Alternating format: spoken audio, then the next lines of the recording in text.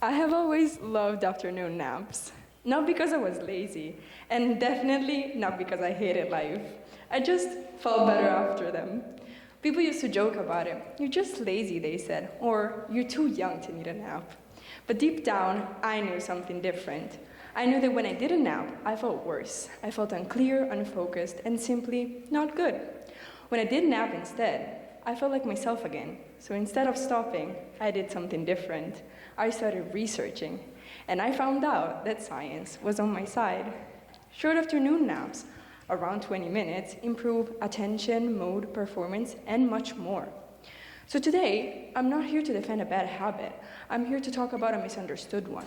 Because naps are not a bad habit, they're a tool. When I realized that science was on my side, I felt happy. I felt understood for once in my life after years of trying to explain myself without a real reasoning. But I also felt confused, because if something is right, if something is proven by science, that does not mean that people will accept it. In fact, the smiles, the laughter, the jokes, they all stayed the same. And in that moment, I realized that this wasn't about naps after all. This was about how we see rest in general. You see, we live in a society that forces us to always be active. If you're resting, you must be unmotivated. If you're slowing down, you're falling behind, right?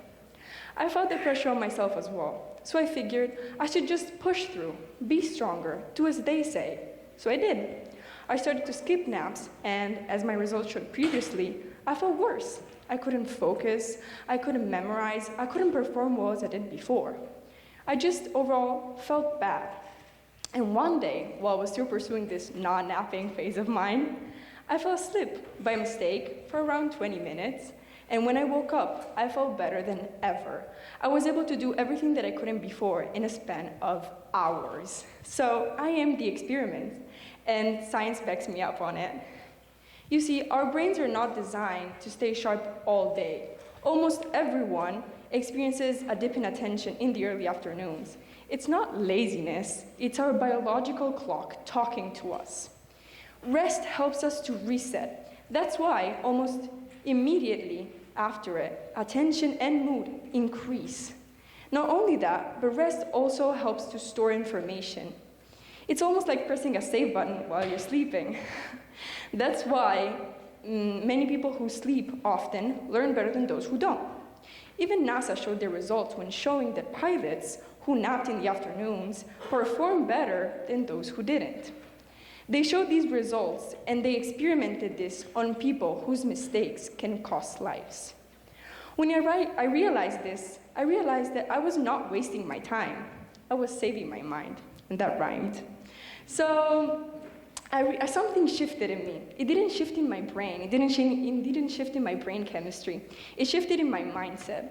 I stopped seeing naps as a failure, and I started seeing them as a way to show up for myself, to tell to myself that I count, to not listen to others, to listen to myself.